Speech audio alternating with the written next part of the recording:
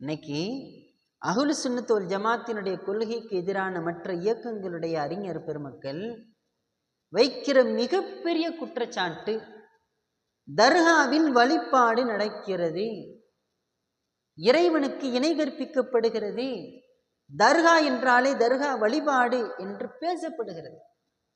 தர்கா வழிபாடு கூடாது என்று கத்தி பேசினா உண்மை பொய்யாயிருமா? இல்ல பொய் உண்மையாதான் ஆயிருமா? தர்கா வழிபாடு கூடாது என்று சொல்கிறீர்கள் என்றால் நான் கேட்கிறேன், என்னுடைய தனிப்பட்ட கருத்தாக, எந்த ஊர்ல எந்த தர்காவில் இறைநேசர்களை வணங்குகிறார்கள்? எந்த ஊரில் எந்த தர்காவில் இறைநேசர்கள் ஆராதிக்கப்படுகிறார்கள்? எங்கு பூஜை செய்யப்படுகிறார்கள்?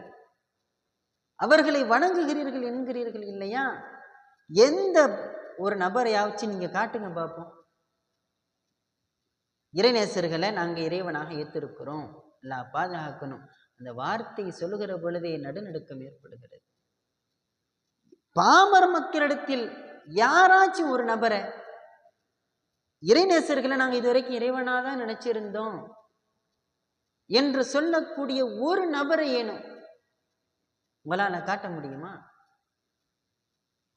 எல்லோரும் தெளிவாக இருக்கிறார்கள், வணங்குவதற்கு தகுதியானவன் அல்லாஹ் ஒருவனை தவிர வேறு எவரும் இல்லை, மற்ற அனைவரும் அல்லாஹுடைய அடிமைகள் தான், முஹம்மது நபி உட்பட என்கிற கோட்பாட்டில் நாங்கள் தெளிவாகத்தானே இருக்கிறோம். தர்காவில் வழிபாடு நடக்கிறது என்று எதை வைத்து தாங்கள் சொல்கிறீர்கள்?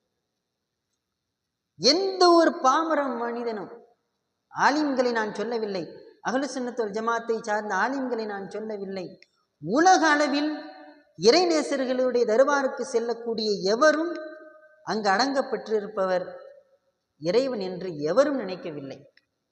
அப்படி நினைக்கக்கூடிய ஒரு ஆலயனும் காட்டுங்களேன் பார்ப்போம்.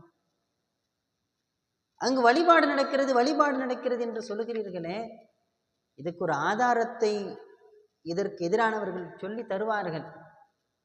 மக்கத்து காஃபியர்கள் சிலைகளை வச்சு வணங்கினாங்க. எதுக்கு இதை வணங்குறீங்கன்னு கேட்டதுக்கு அவங்க சொன்னாங்க, மா நஅபுதுஹும் இல்லா லியகர்ரிபுனா இலல்லாஹி ஸுல்ஃபா, இந்த சிலைகள் எங்களை அல்லாஹ்வின் பக்கம் நெருக்கி வைக்கின்றன, எனவே நாங்கள் வணங்குகிறோம் என்று பதில் சொன்னார்கள்.